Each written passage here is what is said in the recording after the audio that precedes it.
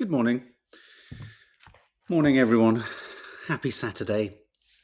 Have you recovered from the absolute train smash of the Friday quiz? Demoralising, eh? Demoralising. Good morning, everyone. I hope you're all well. Morning if you're listening on podcast. It's the Saturday papers. We're going to be having a little stroll through, a little flickety-flick through the papers. We're doing things slightly in a back-to-front order this morning. Just had some admin that had to be done. And the Curly Cooks will be landing after this. It will be landing at 11 o'clock. Dear Nads and the girls had a fantastic first night. Loose Women Living. I know some of you guys were there. I was communicating with some of you last night. That was absolutely lovely. It sounded like a Harry Styles concert. Sounded crazy madness. But so I briefly spoke to Nads this morning. Her voice was very croaky. But she's alive. She's alive and she's well. I think the Stampede, she had lots and lots of admirers queuing up to the Portaloo, and they all then had a fight. No, I'm joking. Some brilliant photos, fab photos of Nads on top of Judy and everything. It looked like great fun. Wishing them luck. So they're heading to Cardiff today. So if any of you are seeing them in Cardiff, I think Ashley, you are. Enjoy. Selfies, please. Like to see them all. It'd be nice if they went to Ireland, wouldn't it? Absolutely. Southern Ireland, as opposed to, I don't know if they're doing any in Northern Ireland, are they? Anyway, good morning, everyone. How are we all? How are you all? I'm feeling a little bit, not fluey. I've just got a bit of a cold and a bit of a head. So I've had to take a Lemsip. But now I've held my coffee back for this so that we can supercharge our way through the headlines. Hi, Faith Goodman. Hope you're all well. I hope everyone's well. As I say, and also tonight scheduled, I think for 6 o'clock, there's a home time vlog landing with all the usual silliness and frilliness that comes with it. So shall we have a little look? So one of the big news stories that happened late last night, this had a Hi Jill Taylor quiet sub. We love our quiet subs. Hope you're well. Hope you have a lovely weekend, sweetie. They should book to come to the Playhouse too, Russ. I totally agree. This story last night, Al Fayed, the owner of Harrods, has died. A curious statistic there is 26 years after Dodie.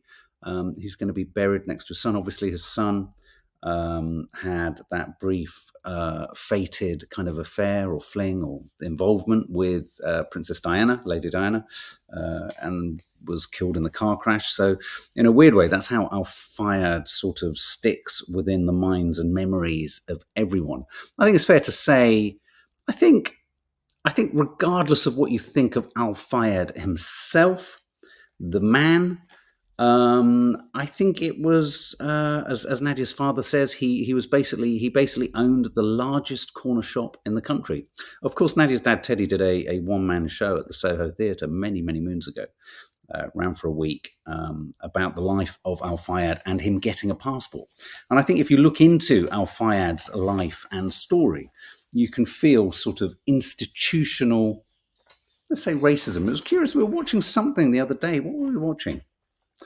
I think it was The American Office.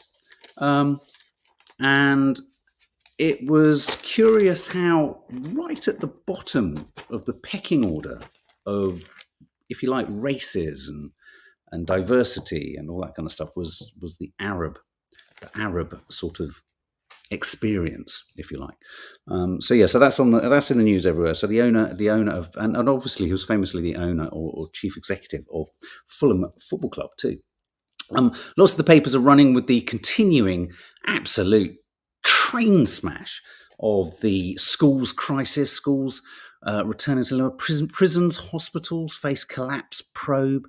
We're looking at total carnership. Carnership. I just saw corner shop. His corner shop was the only reason to go to London in the 80s. Absolutely, Harrods. I don't know what you think of Harrods. The whole Harrods sort of the the whole kind of Harrods sale and all that kind of stuff. I mean, he put Harrods on the map, didn't he? He certainly did. I mean, the whole.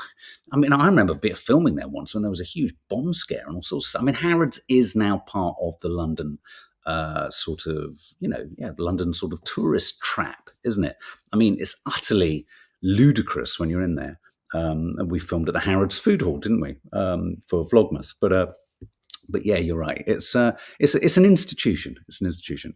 So as I say, lots and lots of stories in the papers today about the school crisis. The fact that essentially what we've discovered, for anyone who's not from this country, what we've discovered is that many, many of our schools have been built out of a material that's no stronger than aero bars. And an aero bar is a chocolate bar with lots of little kind of perforations or bubbles or holes in them, which is a bit worrying, isn't it? I mean, it's a bit worrying to think that your children are going to be sitting in a room with walls that could fall down. So that is slightly concerning, I think. What have we got here?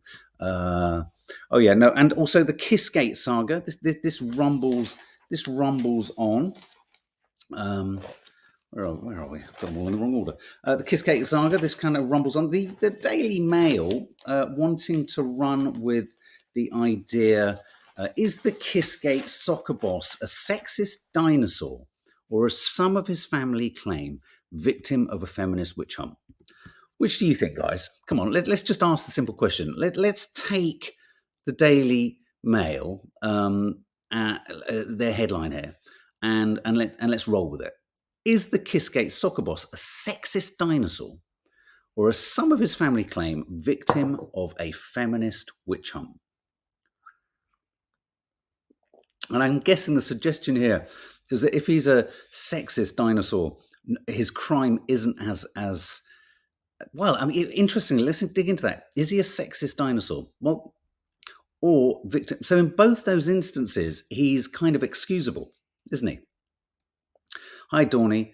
Sexist dinosaur, would he have kissed a man like that? Well, interesting you should say that, Dawny. Talking of kissing, Rubiales issues new defence as protests erupt. Rubiales has issued a fresh defence over kissing the World Cup winning player Jenny Hermoso. He's fending off pressure to resign. He said the spontaneity and happiness of the historic moment led us to carry out a mutual and consented act, the product of great enthusiasm. At no time was there any aggression. Indeed, there was not even the slightest discomfort, but an overflowing joy in both. How does he know there was an overflowing joy in her?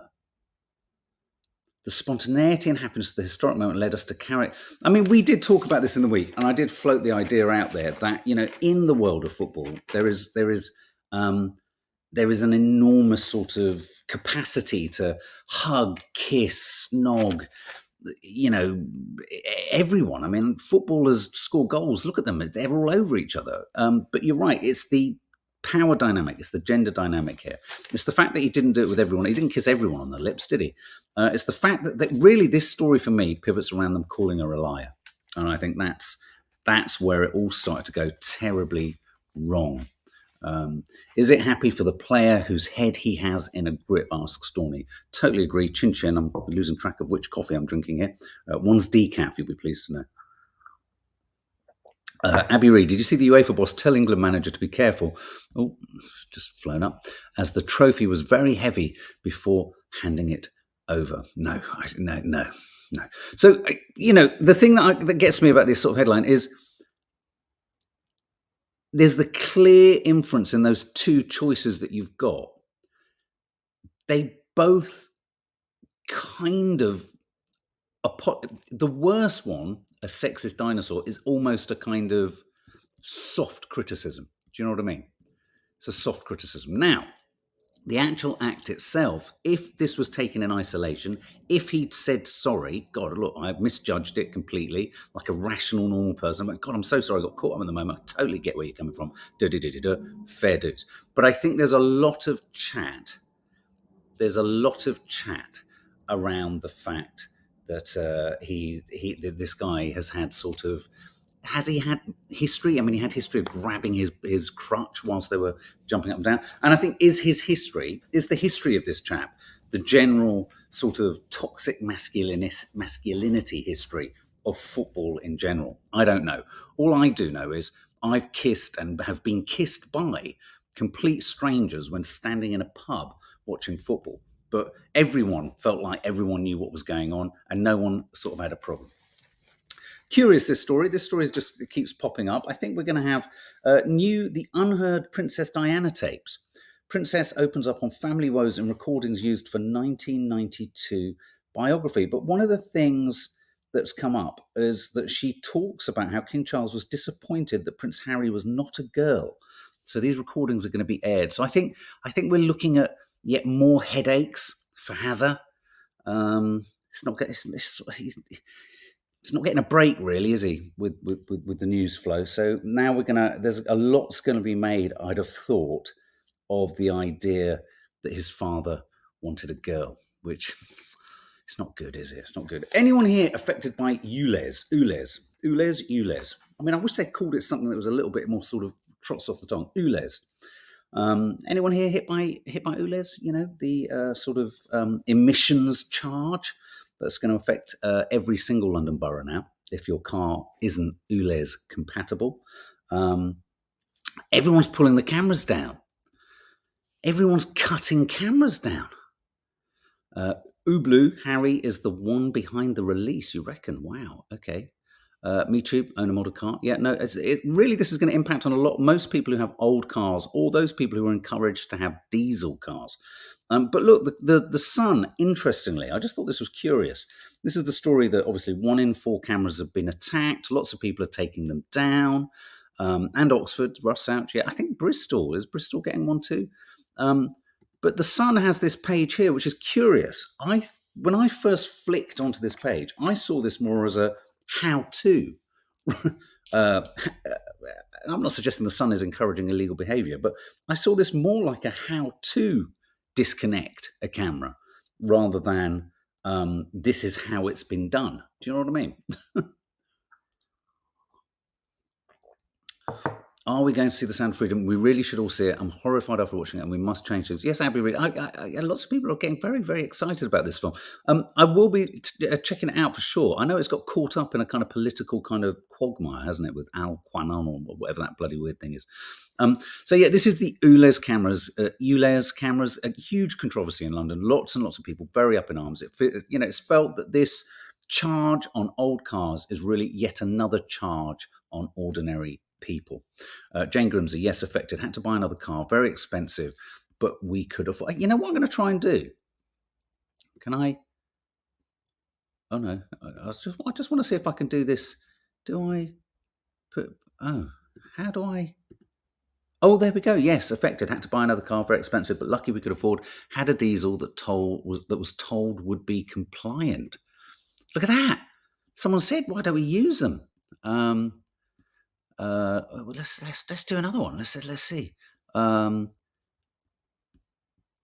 Murray will affect many cars, and is it to boost the sale of new ones? I don't think it is. I think it's born of a genuine desire to. I think one of the problems that a lot of people have is, yes, the unaffordability of it, but also the idea. Just one second, sorry. But also the idea. It's all well and good that London itself could be sort of like tip-top and brilliant and like, sort of ecologically sound. But if that happens, it's like if you've got a field on fire and you've got a bucket in the middle of the fire, eventually that bucket is going to sort of evaporate and be taken out too. But the other argument is London leading by example? I mean, of course, this is causing all sorts of problems. It could be the thing that means that Labour don't win any seats at the next election. Short-termism, all that sort of thing. Let's have a look at this one. MeTube, it's a genuine objective to improve air quality. UK air quality is very poor compared to other countries. There you go. Keely Windle, my car is 3 years old. I cannot afford a new one. Yeah, do we like this? Do we like this popping your things up? Let's do this one. Also, the air quality on children's health and illness being created by it shouldn't be underestimated. It's not all about climate change. Very good point. Very good point. I mean, and Sadiq Khan has come out saying he will be on the right side of history. I mean, I think he's definitely going to be history. I don't think he's going to get back in as mayor. But yeah, will he be on the right side of history, guys? This coffee has got hazelnut in it. What has a hazelnut in every bite? Coffee. I liked it at the weekend. I'm not entirely sure if I like it today, though. Let's have a look. One more comment here. I got my car, Cloda. I got my car in 2011. I'll drive it till it's not roadworthy. Then I'll be back on the bus. Wow. There you go. Let me. YT user says, I made my profile picture from scratch. Thanks for showing it up on the screen. There it is again. So that's the ULOs thing. I think the sun is. I wonder if the sun there is quite sort of saying, this is how you do it, guys. Snip, snip. This story, I just thought, good God. I mean, we always think of stalking. We always think of jealous behavior, coercive control, all that kind of. I don't know if we always think of it in terms of young people. I just thought, again, this is just a reminder that this kind of thing can affect anyone and everyone of any age. A husband who hid a tracking device in his wife's car to try and catch her cheating was found out when he boasted about what he'd done. Michael William tormented his wife Belinda over 6 weeks when their marriage of 28 years broke down. He tracked her journeys as she saw friends, went shopping, and even secretly filmed her watching TV with a male friend. She's a retired head teacher, and she said his sinister presence had left her feeling in a constant state of vigilance. We've talked a bit, haven't we, about tech and how tech can, the monitoring capacities of tech and location devices and cameras and maps and snap maps, all this stuff means that people can, the controllers, coercive controllers can really kind of monitor you at all times. And I don't know, I just saw this and I thought you would look at them and you wouldn't think, God, this is a couple or this is a woman who's been stalked and controlled and chased and, just horrendous. Abby Reed says, another example of tech abuse. This happened to me. Oh, God, Abby, I'm so sorry. Toffs and Chi-Chi are really good. Thank you very much. They're fab. They're really good. They're just pottering about as normal. You'll see them in the No Name Sunday show tomorrow. Absolutely. What have we got here? Anne-Marie Shellard. Well, he sounds hideous. Poor woman. Stalking is absolutely terrifying and life-changing. Absolutely. God, lots of buttons here. My head's all over the place. This is the Tick Tock. We're going to get to some of the light and fluffy stuff in a minute. Tick Tock influencer and mum jailed for life over murder of toy boy lover. This is just, influencer and her mum have been jailed for life for the double murder.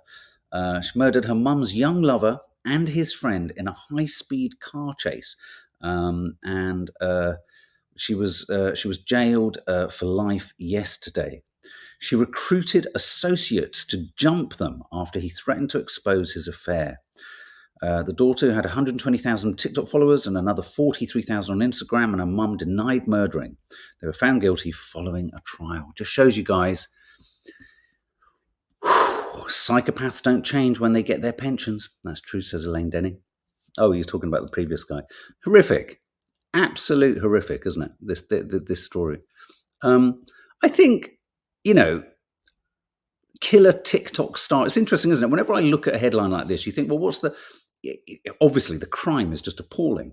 But the suggestion by the judge is that her sense of social media fame, if you like, meant that she felt she was kind of, untouchable in a sense, which of course is utterly ridiculous. You're kind of even more touchable.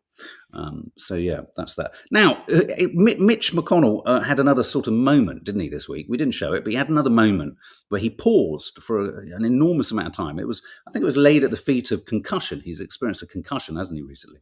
And he sort of, he has these absences.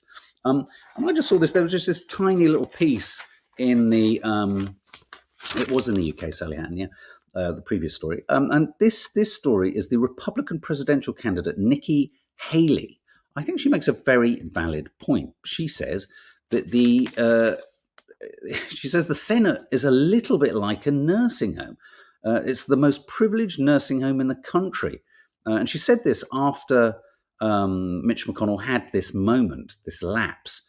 And she demanded, and I think she's right to demand this, that all acting leaders undergo mental competency tests.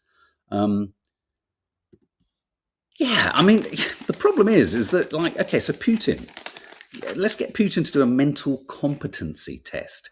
I think he passed a mental competency test. It doesn't mean he's not a lunatic, though, does it? But in terms of absences and an inability to actually talk or think, or, I mean, God forbid, and I'm not making light of it at all, but say Mitch McConnell had some awful scenario where he had to press a button, and you know what I'm referring to there, and that moment happened for him, and he paused, and everyone in the room waited.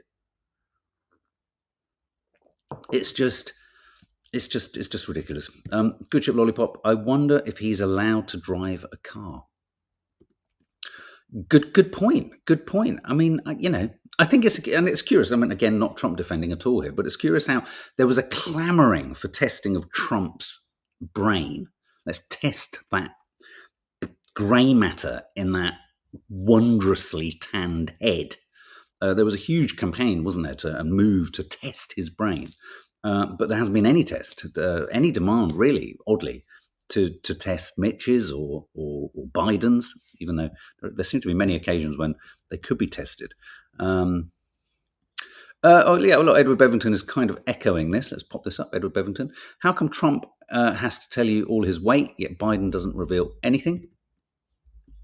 Good Ship Lollipop, so that's quite funny. Nuclear war evaded due to senility. Yeah. Reese Roberts. I mean, because of the love of power and status, they are extremely reluctant to give up their positions, so they hang out to the very end, even if to the detriment affects their decision making. I agree. That's why I think we need a sort of consistent kind of approach, don't we? We need some kind of consistent approach. Anyway, right, Madonna. Come on, let's move off this serious stuff. Let's get to some fun and some lightheartedness. Madonna, I'm back. Madonna singing again after intensive care dash. She was photographed recently on a bike in New York. She's back on her bike. That means she's having fun again. She's performing again after an intensive care dash that's revealed she's throwing herself into rehearsals for her Celebrations tour. She's taking things at a slower pace since her hospital stay, her friends say. Let's hope that she, carries on. I mean, you've got to give it to her. She's quite something, isn't she? She's quite something. Gabrielle, I loved Madonna when I was young. Her old songs are fab. Don't get me going. That Like a Virgin cover, I don't think I'll ever recover from that cover. This was curious. I found this quite. I mean, whatever you think of Chris Evans, don't forget your toothbrush, big breakfast presenter, radio DJ, etc. I never thought I'd see this about Chris Evans. Only because I know lots of people who knew him are sort of like, we sort of hung around all the same people at a certain point. And there was no way on earth would I have ever said that this chap was gonna do what this headline says he's done, which is TV Chris, I'm sober, 90 days and feel great. And this isn't, I thought, okay, so this is a Stoptober thing. Don't forget your toothbrush was such a good show, wasn't it? And was it TFI Friday? Don't forget it's Friday. Was that the show? I'm sober, 90 days, I feel great. Ex-Hell racer and wife ditch alcohol. And there's a photograph of them both holding up their 90-day chips. Him and his wife, Natasha Shishmanian, a former professional golfer, have reached 90 days. And they posted pictures of themselves with their Alcoholics Anonymous green chips. He said, 90 days sober feels great for so many reasons. In 2015, he told the Mirror, I went to an AA lady thinking a lot of my life has been based around alcohol. I realized I hadn't stopped drinking at all for more than 6 days in the last 25 years. So, even rabble-rousers like Chris Evans can get to a point where they actually go, you know what, I need to stop. And that's no easy thing. When you've been going for as long as he's been going, that is no easy thing. So what do you think of that? I saw him once driving near his home in Godalming. I like Chris, who said that? Sarah Witherington. Anne-Marie Shellard, I like Chris Evans. Fair play to him. What's this one here? Julie. Yes, TFL's Friday, and if the band Shed 7 were on it, I was happy. Who did that song? Who was that? Oh God, what was the name of the band? I used to love that. Ding ding ding ding ding ding ding. Brilliant show, brilliant show. Then they had to make it go 15 minutes ahead, didn't they? Because Sean Ryder went on and swore like a nutter. Big Breakfast, TFI Friday. Yeah, he broke rules and changed telly. Did that, Chris Evans? So that's good. Ocean Colours scene. Thank you very much. The Mullet from Hell. Yeah, the Mullet is back. This woman has spent 33 years or some ludicrous amount of time growing her mullet. The last time Tammy, let's get another photo of her, had a haircut was back on February the 9th, 1990. It's now 5'8". Her mullet is the same height, curiously, as Ed Sheeran. There you go. She's entered the Guinness Book of Records as the woman with the world's longest mullet. She says, "I've been blessed that my hair grows. And now it's the world's longest. I'm very happy with it." She's from Knoxville, Tennessee. And I just thought it was a good opportunity to have a look at some other famous mullets. She looks like Angie Bowie. Look, there's Paul Mescal, donned one. I think Patrick Swayze, infamous mullet there. Chris Waddle, quite a mullet. I mean, there was. I remember when I was young, and you would play football, and you would try and emulate the moves or the postures or the kicks and all that kind of stuff of your favourite footballers. Waddle wasn't one of my favourites because the name just suggested that he waddled, and he did kind of waddle. I wonder if sometimes if you sort of like observe your name. But when he did waddle from side to side, his hair swung with him. It was quite something. And who we got there? Billy Ray Cyrus at the bottom. Do you remember Chris Waddle singing that song? Yeah. Swayze wore it best, says MeTube. Pat Sharp mullet, says Anne-Marie Shellard. Anne-Marie Shellard also says, "My mum had a mullet." There you go. Thought I'd pop that up. Edward Bevington says, "Don't knock the Swayze." I increasingly like Swayze more and more. Care homes say robot pets, help residents with dementia. I looked at this and I thought, oh, but they're not real pets. Why not have real pets? Does it matter? That's the question I want to ask. Does it matter if they're not aware that it's a real pet?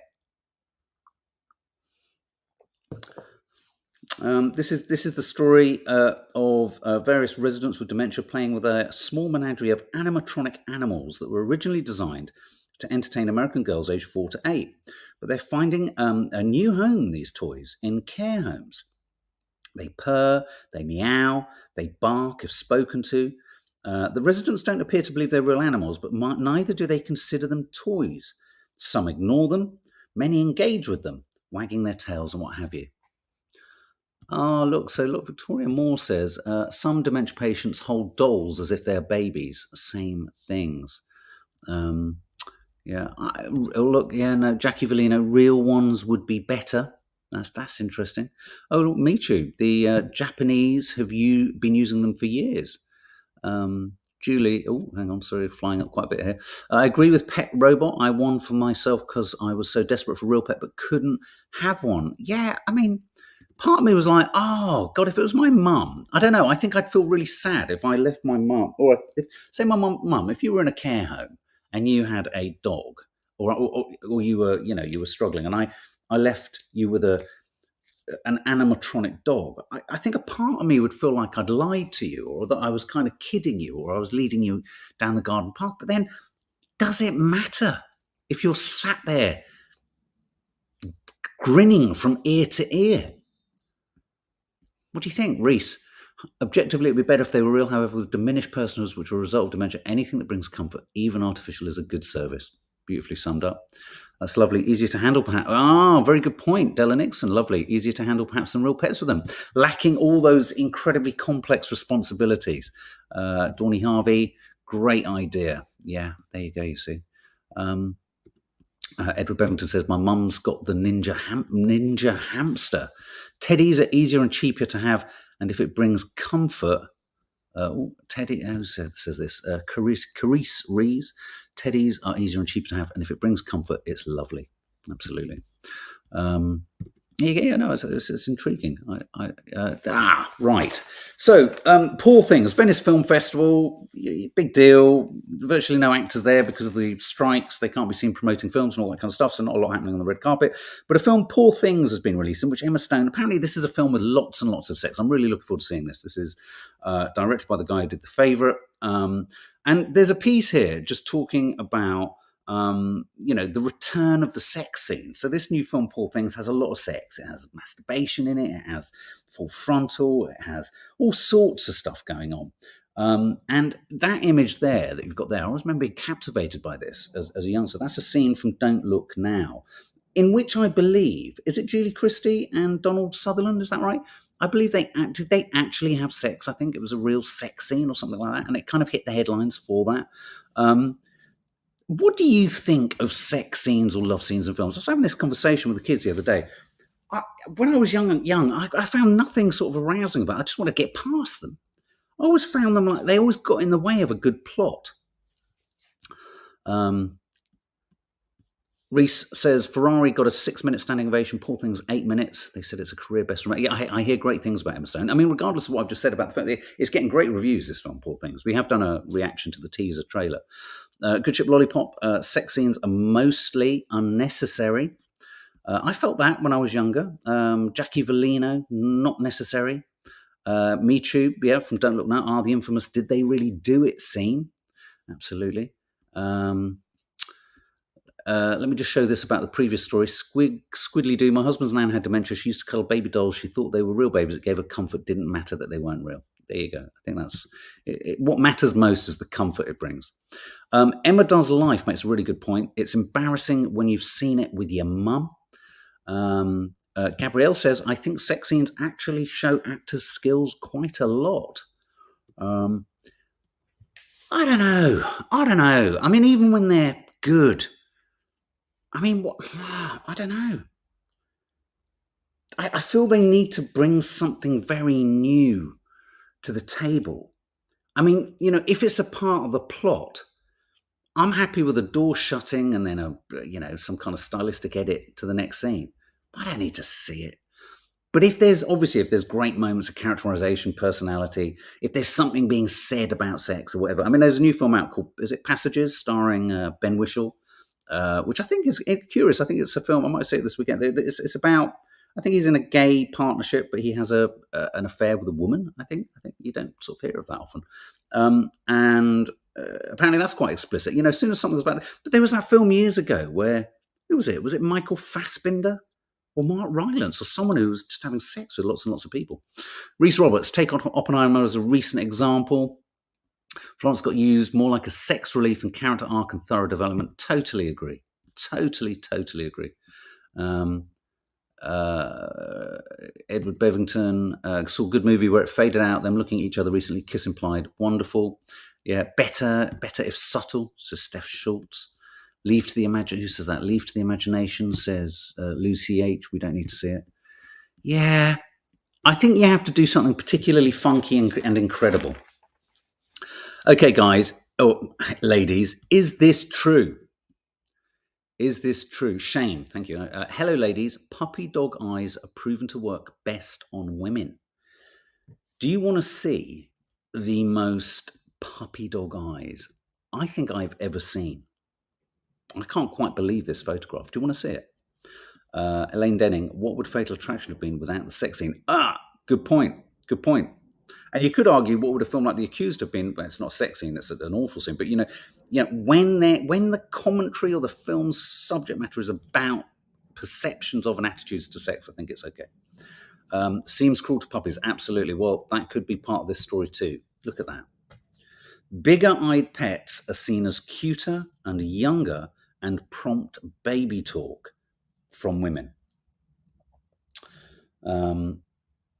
This isn't necessarily about whether dogs are being bred with larger eyes, though. This is about the ways in which the larger the eyes in images of dogs, the more women, by all accounts, fall in love.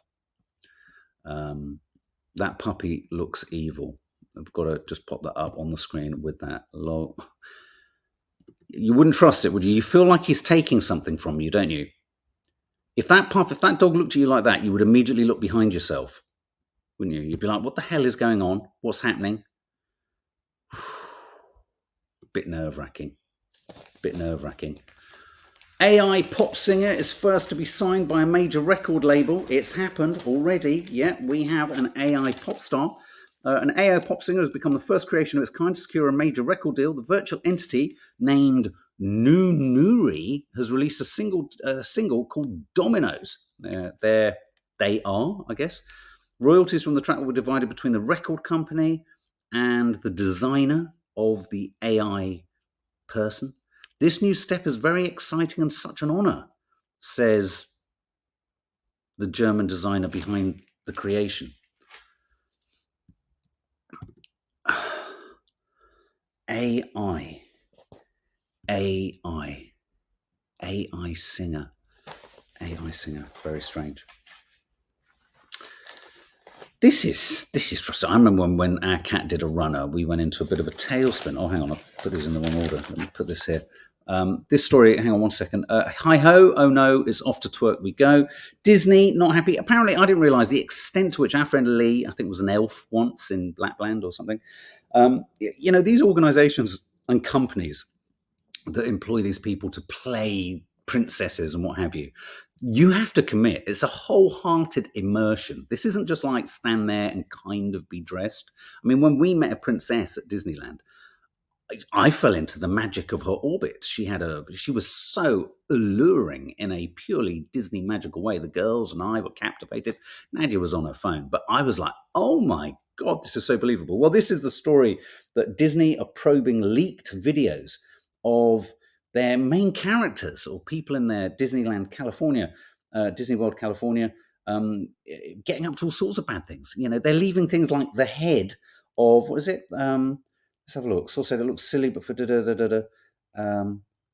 they're leaving things like costume heads in certain sort of configurations on shelves to look like they're doing naughty things. So Disney are probing over leaked videos, and they don't like the fact that some of their characters have been twerking. Pluto of my boot, Minnie, haha, gone quackers. Oh, just terrible. Oh, hang on. Meow nasty. Couple face £1,000. This is terrible. I felt so sorry for this. Desperate couple put up posters to try and find their missing cat were threatened with £1,000 fine by council Jobsworths. Workers ripped the flyers off trees and telegraph poles near their home. Oh, this is so sad. They taped the signs up after their 9-year-old cat, Otis, vanished. But just days later, they were removed and they were threatened with a fine. What do you think of that, guys? That's a bit harsh, isn't it? It's a bit harsh. No way. Rhys Roberts, just going back to the Disney story. Look at this. Don't know if you caught the story earlier in the year when it was reported some of the employee characters were purposefully ignoring or refusing to greet children of colour at Disney. Good God. Oh, bloody hell. That's just awful. Yes, so this story, Meow Nasty, imagine putting up, we ran around, we put up signs. We've since discovered that the cat just basically said, I'm out of it, because we had a huge work site next door. And it has shacked up with a friend of one of our daughters, the neighbour of a friend of one of our daughters. He's very happy down there. But when we went searching, imagine being hit with a fine. Danielle makes an important point, as if the council workers couldn't be doing something more productive. I totally agree. You probably just saw this flash up. Sex life in a rut. I think we're probably going to have to How to Stay Married about this. This is to do with is this a new show on TV called Celebs Go Dating? I think the sex kind of therapist here says, sex life in a rut, bored with your partner but don't want to split up, maybe try monogamish.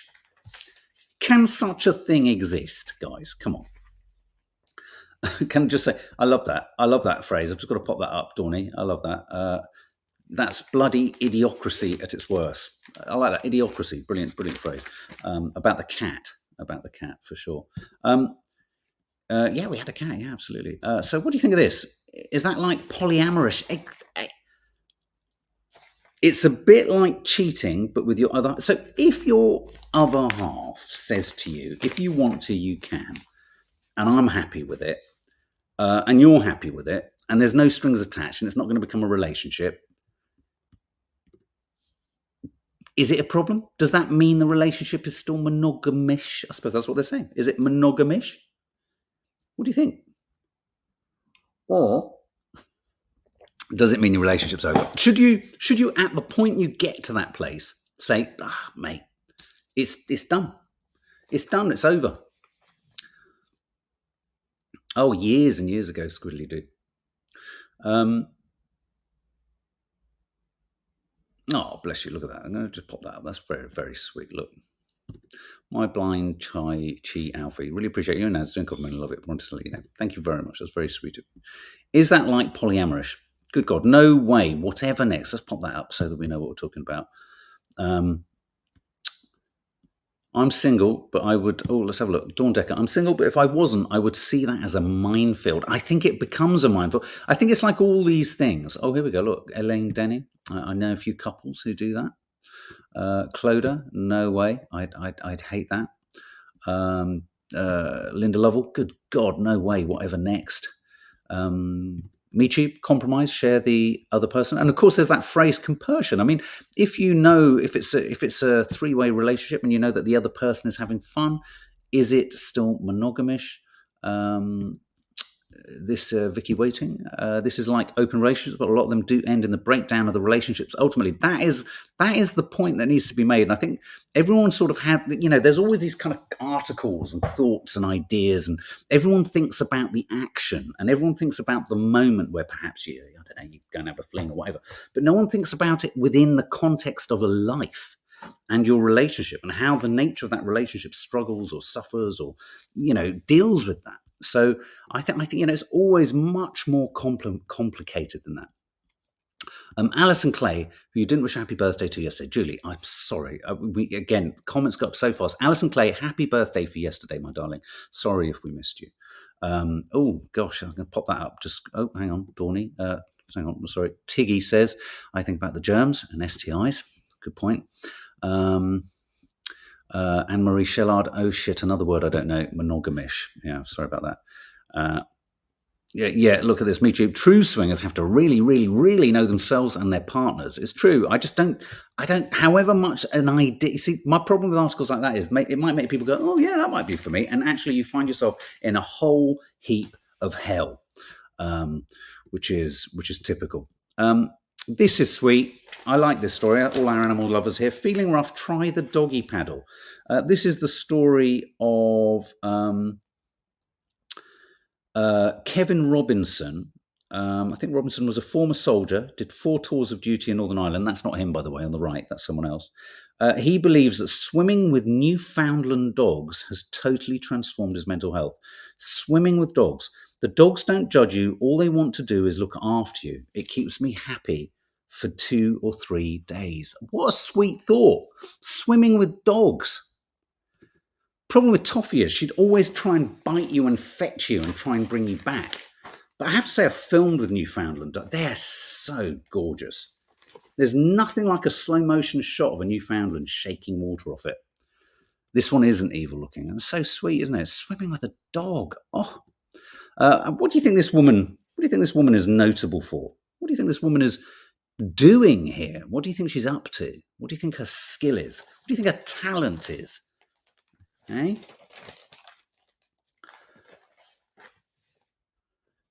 Well, this woman's talent is she's what they call a battle rapper at 66. She's a battle rapper. I kid you not. She said, looking up at the young man standing over her, finger jabbing at his chest, the 66-year-old lets rip. I'm going to achieve what cancer couldn't achieve, she spits out. I'm going to leave you, your parents bereaved. Basically, she goes to these kind of, they're like sort of sparring matches for rappers. And she's a battle rapper. Yeah, the genre involves trading boasts and vicious insults through wordplay. Omar, a Canadian rapper and cancer survivor, was just the latest man torn into through her rhymes. She just goes for it.